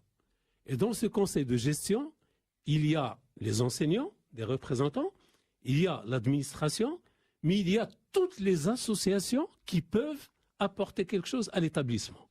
Et ces associations sont membres de ces... Il y a effectivement des gens qui ferment les portes. Et les représentants des élèves. Pour absolument. le collège et le lycée. Absolument. Mais ce qu'il y a, des fois, vous avez un directeur qui est très ouvert, qui accueille tout le monde, qui travaille avec les élèves, et il accepte de faire un travail au-delà de son travail administratif. Et là, je vous assure que nous avons une association, LGS, qui travaille avec les cellules d'écoute, qui travaille avec des volontaires, des cadres d'entreprise, et ils font un travail formidable. Et vous avez, dans des conditions tout à fait défavorables pour l'élève, vous avez des résultats qui sont excellents. On a créé à Nouassar, on a créé des classes de préscolaire. Dans cette classe de préscolaire, vous avez quelqu'un avec une formation adéquate, vous avez un mobilier et vous avez tous les enseignants qui sont autour de cette classe parce que c'est la pépinière de l'école. Vous avez un travail qui se fait au niveau culturel parce que finalement, ce n'est pas la transmission des savoirs qui est la principale mission de l'école. On doit former l'esprit, on doit apprendre à apprendre à l'élève. Il faut qu'il sache lui-même chercher la connaissance, le savoir, distiller tout cela. Et la formation, c'est un peu la synthèse du travail de l'enseignant, mais aussi de tout ce qui se passe dans une bibliothèque, etc. Et vous avez actuellement des associations qui font un travail formidable d'accompagnement de l'élève. Et ils les orientent, ils travaillent avec les enseignants. Lorsque vous avez cette implication, y compris celle des élèves, ça donne des résultats formidables. Vous parliez tout à l'heure des écoles de la mission. Mais on peut voir également les écoles qui se trouvent dans les ZEP, les zones d'éducation prioritaire en France. Ouais. Ça touche 20% des élèves et vous allez voir qu'ils ont une assistante sociale, ils ont des choses, mais la violence est là. Et une fois, je discutais avec une assistante sociale de Metz, elle me disait que mon action ne dépasse pas les murs. Lorsque l'élève revient chez lui, la famille, etc., et il revient le lendemain, tout à fait. C'est-à-dire que finalement, le microcosme de l'école. Mais d'où ma question tout à l'heure, excusez-moi, est-ce que l'école peut être une source d'espoir dans un ensemble de désespoir? C'est une source d'espoir. C'est une source d'espoir. C'est la seule source d'espoir. Vous prenez les classes préparatoires. L'école publique a toujours formé une élite, qu'on le sache. Il y avait tout le temps une minorité qui était bien formée et ça représente à peu près 30%. Ouais. Alors, les autres sont moyens aussi. Nassar Abdelhafid, je voudrais vous faire réagir juste à nos auditeurs, Karim, qui dit « L'éducation relève des parents, l'enseignement relève de l'école. Il faut que les enfants soient d'abord éduqués chez eux avant de les envoyer à l'école. Le problème est là, en fait. » Il faut le travail des deux. Vous avez est-ce que vous êtes d'accord déjà sur cette répartition? L'éducation, c'est les parents, la formation, c'est l'école. Parce qu'elle est plus précoce, donc forcément. L'éducation, ça se passe dans la famille. Mais il y a un prolongement au sein, parce que finalement, cet élève, lorsqu'il vient à l'école, il faut qu'il respecte ses pairs, il faut qu'il respecte les adultes qui sont là, il faut qu'il respecte le règlement, la socialisation. Quand il sort de chez lui, il y a une éducation, mais c'est une éducation qui est liée à la famille. Lorsqu'il va à l'école, il doit contacter les gens d'autres classes sociales, il doit travailler avec les adultes, avec les jeunes. Mais vous avez actuellement la violence au sein de l'école. Ça touche 80%, 81%, c'est des élèves avec les autres élèves. Donc, c'est pas lié uniquement à... C'est un... Oui, Ouais. Alors, non, mais s'il vous plaît, Jean Zaganas, vous vouliez réagir tout à l'heure, enseignant-chercheur en sociologie. Oui, vous avez dit quelque chose de très important. Votre question, est-ce que l'école peut être une source d'espoir dans un environnement de désespoir? Ce que vous disiez, par exemple, si effectivement je vais dans un lycée où les gens ont rien à bouffer, qu'est-ce qu'ils en ont à faire d'écouter Jean Zagagnari? Vous avez entièrement raison. Pas dit ça comme non, ça, non, vous avez raison. C'est moi qui le caricature exprès, mais vous allez voir ma réponse. Non, parce que là, peut-être qu'effectivement, moi, ce que je vais apporter avec cette personne dans ma conférence, effectivement, je n'ai rien apporté. Par contre, peut-être il y aura des gens dans le public, ou moi, il y a des gens que je forme qui, eux, un jour, vont monter en place, ce qu'a dit monsieur, c'est très important, des cellules d'écoute, un accompagnement de suivi pédagogique. Moi, dans mon école, à un moment, on m'avait demandé d'arrêter le suivi pédagogique. Je me suis battu pour le rétablir, et cette année, enfin, j'ai pu le rétablir. Je pense qu'à un moment, on est là aussi pour s'engager, former. Et ça, c'est des gens qui m'ont formé à l'école, qui m'ont donné envie de faire ça. C'est-à-dire pour moi, enseigner a donné un véritable sens à ma vie. Il y a des gens, je suis sûr, parmi ceux dont vous parlez, les cellules d'écoute, les associations d'accompagnement d'élèves, tout ça, c'est des gens qui ont été formés à l'école. Donc si à un moment vous tuez ça, parce que effectivement, il y a la précarité, etc., il y a des médiateurs, vous voyez, dans les relais d'espoir. Peut-être que moi, personnellement, je pourrais rien apporter, effectivement, à quelqu'un qui est démuni. Mais peut-être que je vais former quelqu'un, vous voyez, à travers mon rôle d'enseignant, qui, lui, va monter des associations, qui, lui, un jour... J'ai des gens, vous savez, des classes aisées, même des classes qui sont très aisées. Et puis des fois, je leur dis, mais j'espère que vous serez le prochain qui montera en place, voilà, une grande fondation humanitaire pour aider, justement, les démunis, penser, si j'ai des étudiants en genre ministre, qui repensent la juste redistribution des richesses. Et c'est là, l'école a un rôle. Moi, je ne peux rien, par exemple, pour des gens effectivement démunis. Mais si je forme, vous voyez, si le corps professoral forme des gens qui, eux, peuvent quelque chose pour les démunis, là, l'école a gagné, là, l'école l'emporte sur la violence en son sein et la violence qui est malheureusement autour. Et ça, c'est important. Hachem Thiel, psychiatre et psychanalyste. Oui, simplement pour rebondir sur ce qui a été dit, par rapport à ce que peut mettre en place l'école pour justement aménager ces moments, ces espaces, pour donner la possibilité à ce que cet autre volet des responsabilités, à mon sens, de l'école soit assumé par cette école. L'école, pour répondre à la personne qui vous a écrit sur votre boîte mail, je crois que l'école... sur l'application iOS et Android, mais bon, c'est pas grave. En tout cas, chez vous. Donc, ce qui a été dit, je pense que le rôle éducatif de l'école est, à mon sens, essentiel. Alors, le problème, c'est que ce n'est pas la même éducation. Ce n'est pas la même éducation. Le second problème, c'est que les responsables de l'école, à tous les niveaux, ne sont pas formés à cela. Et c'est là où le bas blesse. Les gens sont, tu as parlé de démunis, ils sont démunis, tu as parlé de démunis, ils sont démunis aussi en termes de moyens. Les gens ne savent pas quoi faire. Hein, je parlais tout à l'heure de mon expérience. Les enseignants, quand vous leur apportez une réponse à leur interrogation au moment où ils font face à la violence, ou au moment où ils font face aussi aux difficultés chez un élève qui, à un moment donné de sa vie, commence à avoir qui était bon et qui, à un moment de sa vie, est moins bon, où sont maintenant ce qu'il y avait à l'époque, ces enseignants qui demandaient à cet élève, viens en fin de classe et viens me dire qu'est-ce qui se passe, pourquoi est-ce que tu es comme ça. Il y a une sensibilisation qui doit être faite tout azimut auprès de tous les établissements d'enseignement, publics ou privés, pour leur donner la possibilité d'être dans une autre écoute. La cellule d'écoute, c'est bien pour les élèves, mais peut-être il faudrait donner la possibilité à ce que ces enseignants, pas simplement les enseignants, il y a aussi toute l'administration qui ne sait pas quoi faire, même le directeur d'établissement, je suis désolé, même le directeur d'établissement est complètement démuni quant à ce qu'il peut faire pour gérer la violence. La violence, moi je dirais pas la violence, la souffrance dans laquelle est ce jeune. Le problème, c'est qu'on voit cette violence et on oublie de voir ce qu'il y a derrière. Mais mesdames et messieurs, ceux qui s'occupent de ces personnes-là, n'oubliez pas qu'un trouble du comportement chez un jeune est l'expression d'une difficulté par laquelle passe ce jeune, et il doit d'abord être aidé.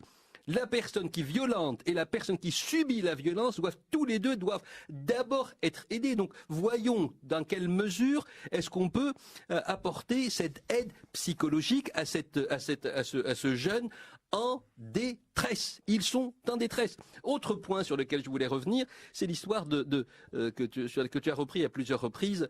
Comment est-ce qu'on peut aider au niveau culturel un jeune qui n'a pas de quoi manger chez lui. Je suis désolé, pour moi, ce n'est pas le problème. Parce que c'est un fait du réel, et il faut qu'on voit dans quelle mesure est-ce que ce fait du réel peut être repris au niveau de l'école par qui de droit, qui pourrait faire en sorte à ce que ce fait du réel, il vit là-dedans, on n'y peut rien, comment faire en sorte à ce que justement ce fait du réel ne soit pas un obstacle majeur au développement de compétences de cet enfant. C'est là où je disais tout à l'heure, le côté pensée, le côté réflexion, le côté, approche autre de la problématique n'est pas prise en compte, et c'est là la dimension qui a manqué, peut-être dans laquelle on est encore en manque. C'est là où toute cette dimension, sa non prise en compte, est un désastre pour ce qui se passe à l'école. Par réaction, ou une réaction, pardon, excusez-moi, à Anas qui nous dit malheureusement l'échappatoire de nos jeunes en désespoir n'est pas l'école mais les stades de foot. Alors, là aussi, il y a une confusion. Je pense que chaque chose est à sa place. Pas, bravo le Wydad et bravo le Maroc. Bah oui, c'est 2 belles victoires en 2 week-ends. Manifestement, ça donne de l'espoir à tout le monde. On a oublié tous les problèmes en 24 heures. N'oublions pas, à l'époque à laquelle j'appartiens, n'oublions pas qu'à un moment donné dans l'histoire de notre pays, le sport faisait partie du quotidien des jeunes de l'école, et il y avait cette compétition avec les fils d'El Khairia, avec les différents établissements. Il y avait toute une communion, si je puis dire, autour du sport qui a été oubliée. Mais encore une fois, il y a une non prise en compte de l'autre dimension essentielle, majeure, qui est la dimension psychologique, dimension sociologique, en tout cas la dimension psychologique au premier plan, dont la non prise en compte amène le désastre dans lequel on est, et qui va se perpétuer si elle n'est pas prise en compte. Voilà. Adil Hadjami, professeur universitaire, aujourd'hui pour contrecarrer finalement ces mouvements de violence ou ces actes de violence, on nous propose ou on nous dit que on est en train de préparer dans l'urgence une nouvelle loi contre ce fléau. En tout cas, c'est ce que promet le gouvernement avant même la fin 2018, nous dit-on. Est-ce que vous avez l'impression que c'est la bonne approche pour gérer le problème ou pour en tout cas essayer de l'endiguer? Voilà. C'est le rôle du politique, c'est de parler it and nunc maintenant et là, et puis répondre directement à des aspirations spontanées directes des gens. Je ne reproche rien à mais c'est la bonne approche ou pas? Non, bien sûr que non. Ça reste anecdotique, occasionnel. Ça reste quelque chose qui ne touche pas le fond. C'est du populisme? Ben oui, je crois que tous les politiques d'aujourd'hui ont besoin de l'être pour vivre. On vise à un pour vous, populiste. Pour un politique, il est essentiel d'être un populiste. Le populisme, c'est le travail du politique. Non, mais vous savez que je parle pas sérieusement. J'espère que vous parlez sérieusement, parce qu'on parlait sérieusement jusqu'à présent. Je crois pas que vous me surprenez. Hein. Oui, mais je vous crois me dites pas que que c'est le rôle du politique, et oui, je pense que c'est populiste. Oui, donc moi, je fais le lien entre les deux. Hein. Il a besoin de défendre sa place quand même. On peut pas défendre sa place aujourd'hui en s'attaquant aux vrais problèmes. Ouais. C'est comme ça, c'est tragique, c'est le destin aujourd'hui de la politique. Mais je veux revenir à une chose que dont vous avez parlé tout à l'heure, c'est l'élément économique. Moi, je ne crois pas qu'on peut, même si je suis d'accord qu'il y a un élément psychologique, mais tout n'est pas psychologique. On ne va pas tomber dans le psychologisme, parce que il y a l'élément économique. Quelqu'un qui enseigne et qui vit, c'est le cas de le dire, à Ouarzazate, à Tagounit, c'est pas la même situation que quelqu'un qui travaille aux Orangers à Rabat ou à Val d'Enfant à Casa. C'est quoi la différence? C'est que à Casa, c'est quand même j'ai encore plus de choix de vivre. J'ai des choses, j'ai à quoi j'aspire. Mais excusez-moi, je ne sais pas ce que vous avez travaillé à la région de Guilmim dont j'ai travaillé. J'ai travaillé à Ted là et dans ces coins pendant longtemps. Oui, mais c'est pas personnel. C'est que il faut savoir que c'est pas la même chose. C'est pas la même chose. Il y a l'élément économique. C'est mon côté marxisant, si vous voulez. Mais moi, je crois qu'il y a un élément économique en tout. La question de l'argent est primordiale. Concrètement, vous voulez par exemple qu'on augmente le budget de l'éducation nationale, qui est déjà le premier budget après celui de la défense et de la sécurité d'une manière générale. Ce n'est pas ce que je veux dire. Ce que je veux dire, c'est que la question de l'école, elle est d'ordre politique, économique. Elle n'est pas de l'ordre de la morale. On ne va pas régler le problème juste en s'attaquant à des choses anecdotiques et en parlant de les professeurs peut-être méchants ou gentils Et il faut que... Non, Non, mais pour qu'on puisse vous suivre, Adil Hadjami, professeur universitaire, concrètement, lorsque vous nous dites la question économique, qu'est-ce qu'on doit faire concrètement à ce niveau-là? Vous voulez qu'on baisse le budget, qu'on augmente le budget, qu'on ne touche pas au budget? Qu'est-ce qu'on fait de l'aspect ou de la question économique? Vous savez que l'école est le reflet d'une société et je ne sais pas. vice-versa. Je ne sais pas, j'entends dire aussi que l'école ne doit pas être le reflet de la société, mais elle doit tirer la société vers le haut aussi. Dans un autre sens, c'est que, écoutez, pour parler plus concrètement, comment on peut comprendre l'idée que l'école donne de l'espoir? On a tous eu un professeur dans notre vie qui nous a donné un modèle. C'était le cas pour moi personnellement. C'est dans ce sens-là où on peut dire que l'école doit être indépendante de son environnement. Là, je suis d'accord. Mais est-ce que c'est encore possible? Moi, par exemple, tout à l'heure, on a parlé de la nourriture. Est-ce que si on est faim, est-ce qu'on va justement écouter bien comme il faut un professeur? À l'époque, moi, quand j'étais gamin, il y avait le Mat'am al-Madrasi aussi. L'école avait un rôle politique. C'est une question éminemment économico-politique. Et ce n'est pas une question d'anecdote. Ce n'est pas une question de professeur, un monsieur X qui frappe un élève X ou le contraire. Je crois qu'il faut aborder la question du fond parce qu'il ne faut pas oublier aussi que depuis, c'était déclaré presque officiellement, une politique pour casser l'école parce que le professeur ou les maîtres des écoles de l'époque étaient les leaders des mouvements sociaux.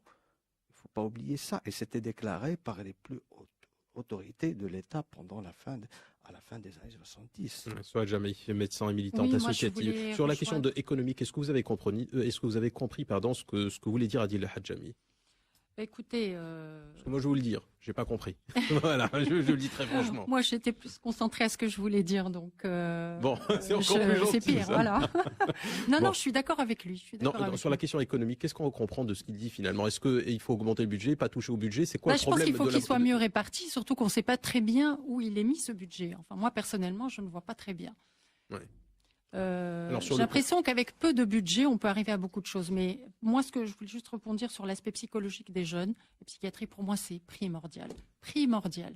Et est-ce qu'on a les moyens de pouvoir prendre en charge tous ces jeunes? C'est pour ça moi, à mon avis, il faut peut-être prendre les choses un peu plus avant l'âge de 6 ans. Mais ce qui est évident, c'est que la psychologie de l'enfant, je voulais revenir sur, je voulais parler de les Nations Unies avaient fait un programme entre 2001 et 2010. Ils avaient déclaré la décennie 2001-2010, décennie internationale de la promotion de la non-violence, avec des aspects psychologiques à mettre en avant, c'est-à-dire la congruence. La congruence, vous savez ce que c'est la congruence?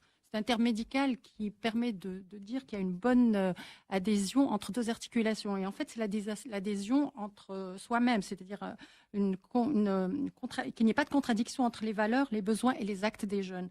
Qu'ils aient une meilleure connaissance de soi, une meilleure estime et une meilleure confiance en soi, un savoir de cohabiter, une communication, une relation avec les autres, l'empathie, l'acceptation des différences. Toutes ces valeurs, on les apprend dans le préscolaire. Et si on ne les a pas appris dans le préscolaire, il faut un soutien psychologique pour que l'enfant soit cohérent, le jeune soit cohérent avec lui-même. Je pense que c'est la source de toutes les violences. Nassab Abdelhafi, vous voulez réagir, ancien directeur de l'Académie régionale de l'éducation du Grand Casablanca. Moi, je pense qu'il y a plusieurs types de violences à l'école. Il y a une violence d'origine pédagogique. Lorsque je viens dans une classe, lorsque je n'apprends rien, lorsque je suis dépassé, lorsque je ne vois pas comment suivre le cours, il y a automatiquement une réaction. Je réagis même contre mes pairs qui suivent le cours. Et là, il faut avoir l'intelligence de créer des activités qui permettent de détruire les frontières entre les disciplines et de travailler intelligemment. Pas de refaire le même cours avec un professeur qui donne le même cours dans les mêmes conditions, mais travailler de façon à ce que l'élève puisse faire fonctionner ce qu'il a appris dans un projet. Il y a le problème de la socialisation. Moi, j'ai reçu un responsable une fois qui me disait que finalement, nos élèves du Douar Plani, ils vont dans le lycée, etc., mais ils ne suivent pas. Parce qu'ils viennent avec sans souliers, Et il trouve qu'il y a des gens qui portent des espadrilles à 1000 dirhams, etc. Donc, il a fallu créer un établissement pour eux et l'équiper et leur donner les moyens de travailler chez eux. Et ça a marché. C'est Nasseré qui parlait d'un douar dans la région de Nouassar. Finalement, lorsqu'on a créé, les élèves ont complètement changé. Les élèves ont appris des choses. Les élèves sont devenus coopérants. Les élèves ont travaillé ensemble et ils ont réussi. Il y a aussi le problème de la formation des enseignants. Moi, je pense que ces derniers temps, la formation s'est faite à la va-vite. C'est politique, ça. Oui, mais il y a des centres de formation. Il y a 32 CFI qui doivent former des enseignants du primaire. Ces CFI travaillent au ralenti parce qu'il y a des gens qu'on prend pendant quelques mois et puis ils sortent. C'est un choix sans formation politique. pédagogique. Oui, mais ça doit changer. Les CPR, ça a donné des résultats. Mais actuellement, vous avez quelqu'un qui passe quelques mois et il débarque dans une école, il n'a pas de formation pédagogique. Ils sont parfois recrutés aussi dans l'urgence, comme récemment. Une semaine de formation. Lorsqu'on Lorsqu'on me dit qu'ils ont passé 20 jours de formation, alors excusez-moi, moi je pense que quelqu'un qui enseigne dans le primaire... C'est assassin pour vous? Est-ce que c'est quelque chose, c'est presque un meurtre finalement qu'on est en train de commettre à l'endroit des élèves et de ces enfants et de leurs parents et de la société tout entière finalement? La formation est essentielle. Envoyer quelqu'un dans une classe sans formation, surtout lorsqu'on prend quelqu'un, un licencié... C'est déjà une violence pour Un l'enseignant. licencié qui a oublié des matières pendant très longtemps, parce que quand on va à la fac, on est soit en philo, soit en histoire géo, soit... On se spécialise. Et là, j'oublie le calcul. Et lorsque je reviens en classe, je dois enseigner le calcul, je dois enseigner ceci et cela. Moi, je pense que là, c'est un crime que d'envoyer quelqu'un sans formation dans une classe. Bah, tu C'est vois, un crime. c'est ça le politique, ce que je voulais dire. Non, c'était sur l'économie que j'avais pas saisi, mais bon, c'est pas grave. D'ailleurs, il y a même une auditrice aussi qui le dit. Hein. Je suis pas le seul. On n'a pas trop compris, mais bon, j'imagine que le reste du tour de table a saisi. On est d'une intelligence. Moi, je veux dire, je suis d'une intelligence moyenne, voilà.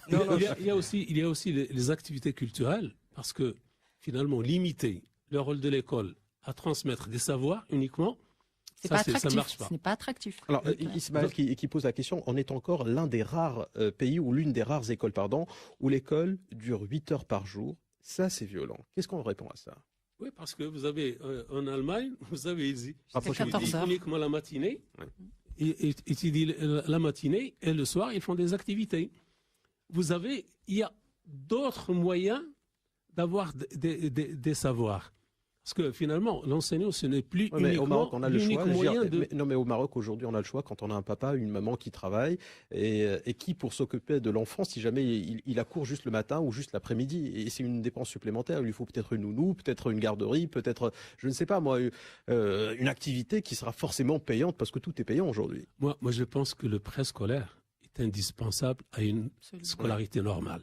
Mais le préscolaire ne s'entend pas au niveau étatique comme l'entendait, Oui, mais je pense, il jamais, faut parce que qu'il le soit- préscolaire pour moi, et pour un ensemble de personnes peut-être, c'est 3 ans, c'est 2 ans, 3 ans, 4 ans. Or l'école, au niveau du public, le préscolaire démarre quand, concrètement? Il démarre à 6 ans? Il démarre à 4 ans. Il démarre à 4 ans. Et jusqu'à 6 ans, puis vous avez l'école primaire. Et vous avez dans les textes les 2 années du préscolaire qui font partie du cycle fondamental de l'école primaire. Mais il est laissé à l'initiative privée. Et Non, mais là, j'entends dans le sens public, le préscolaire, il démarre quand? À partir de Est-ce quel qu'il âge? existe le préscolaire, Il existe, mais le problème, c'est qu'il démarre pas au même temps que le privé. si, il est à la charge des familles. C'est ça le problème. Lorsque vous avez donc, c'est quelqu'un... pas Le public, préscolaire mais- public est à la charge des... Et le préscolaire public est privé. Le préscolaire Voilà. public... Merci. En fait, c'est ça. Le préscolaire public, c'est considéré comme les 2 premières années Non, mais- du cycle Mais fondamental pourquoi de il est l'école payant Non, primaire. mais au niveau du public, Mais il c'est démarre pas généralisé. Non, mais au niveau du public, il démarre. C'est-à-dire à quel âge? Et il faut pas que ce soit payant, c'est public. Alors, comment on fait concrètement? Le préscolaire public est privé ou je n'ai pas compris. Il est privé. Il est privé, mais il fait partie du cycle fondamental de l'école publique. Bon. Il y a une contradiction là, là. Là, il faut tout simplement généraliser ce préscolaire. Il faut qu'il soit Avec le même modèle, que ce soit privé, avec mais les que ce mêmes soit moyens. public. là, il faut qu'il soit à l'école publique, même si Ce qui n'est pas le cas aujourd'hui, on est c'est pas d'accord. le cas aujourd'hui. Très bien. Mais vous n'êtes admis à l'école primaire que lorsque vous auriez passé 2 années à l'école. On a compris. Alors, il nous reste 2 minutes. Je vais vous demander chacun de proposer une solution qui vous paraît concrète, applicable rapidement pour essayer justement d'endiguer ce phénomène de violence à l'égard des profs et des élèves et du corps enseignant et du corps professoral d'une manière générale, puisque récemment l'actualité a fait que c'est les professeurs qui ont été le plus touchés, mais dans la globalité, les élèves aussi sont plus touchés par les actes de violence que les professeurs. Donc, je vais vous demander de formuler un souhait ou une mesure très concrète. Hachem Tiel, psychiatre et psychanalyste. Oui, très rapidement. Simplement pour dire que la violence fait partie du développement des enfants et des adolescents. Donc c'est quelque chose de normal. À partir de là, il faut savoir qu'est-ce qu'on peut en faire. Et pour pouvoir en faire quelque chose, il faut, comme je l'ai dit tout à l'heure, penser, réfléchir à ce qui se passe au niveau de l'école, à ce qui se passe aussi en dehors de l'école, et c'est le rôle de l'école. Deuxièmement, il faut assurer une formation de qualité pour les enseignants qui sont en train de le devenir et pour les enseignants qui sont déjà sur place, dans laquelle la formation psychologique est un élément majeur. Il faut former aussi les administratifs à gérer les élèves, et ensuite il faut penser à ce néologisme qu'est le verbe culturer. Il faut apprendre à donner toute sa place à la culture pour développer un enfant de manière cohérente. On a dit tout à l'heure, il faut arriver à cette cohérence. Cette cohérence ne peut exister dans le développement des différents secteurs psychiques de nos jeunes qu'à partir du moment où on donne toute sa place à ce qui n'est pas enseignement. Jean Zaganeris, enseignant-chercheur en sociologie. Je vais commencer avec Bourdieu, je vais finir avec Bourdieu, c'est-à-dire peut-être une des solutions pour penser et réduire la violence physique ou symbolique, c'est faire preuve d'empathie les uns les autres, c'est-à-dire arriver à s'immerger. Tout ça. Non. Ah non, au contraire. Ouais. Alors non, justement, moi c'est quelque chose que je pratique au quotidien dans mes activités d'enseignant. Essayer de s'immerger dans le paysage mental des autres, ces paysages mentaux pluriels des autres, se dire que faire le métier d'enseignant, c'est une responsabilité. Vous n'avez pas le droit un moment à l'erreur et que vous êtes là aussi pour former des gens qui un jour seront meilleurs que vous. Nikos Kazantzakis, l'écrivain grec, disait une très belle formule. L'enseignant est un pont et ses élèves n'ont qu'à le traverser. Voilà. Adil Hadjami, professeur universitaire. Alors tout simplement, c'est, à mon avis, c'est de comprendre une fois pour toutes que l'école n'est pas un lieu comme les autres, c'est l'âme et le cœur même de l'État moderne, que c'est trop sérieux pour le laisser aux mains des politicards, et puis comprendre aussi que l'école est une question éminemment politique et qui reflète le malaise, tous les maux de la société, en premier le mal économique, et que pour avoir une école saine, il faut avoir une vision globale, générale, qui ne va pas dans le court terme. Adil Hadjami, c'est un problème politique qu'il ne faut pas confier aux politiques. C'est bien ce que vous avez dit? Aux politicards. Aux politicards. Nassar Delhafi, ancien directeur de l'Académie régionale de l'éducation et de la formation du Grand Casablanca, pour le mot de la fin et pour votre recommandation. Moi, je pense que l'arsenal des circulaires qui ont été sortis sur la violence scolaire depuis quelques années est là, mais ça ne résout pas le problème. Moi, je pense qu'il faut donner aux missions de l'école la valeur qu'elles doivent avoir. Pour le côté pédagogique, il faut une formation solide. Il faut qu'à l'intérieur de l'école, ce n'est pas uniquement la transmission des savoirs, il faut également le volet culturel qui doit faire travailler les élèves ensemble dans des équipes.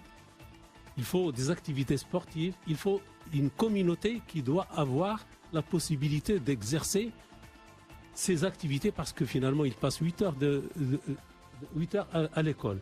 Et il faut que cette vie soit agréable, il faut qu'ils soient intéressés par le côté des cours, par les activités, par la socialisation, il faut qu'ils acceptent de travailler avec les autres.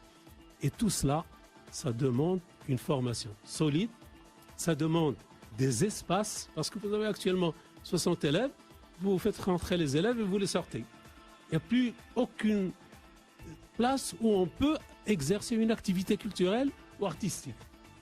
Et il faut également travailler sur les missions de l'école avec l'implication de tout le monde, y compris des élèves, parce que finalement, au lieu de subir, il faut qu'ils participent à une vie scolaire qui soit enrichissante pour tout le monde. Souad Jamei, médecin et militante associative. Alors moi je pense qu'il faut donner la parole aux jeunes, donner plus de valeur à leur opinion.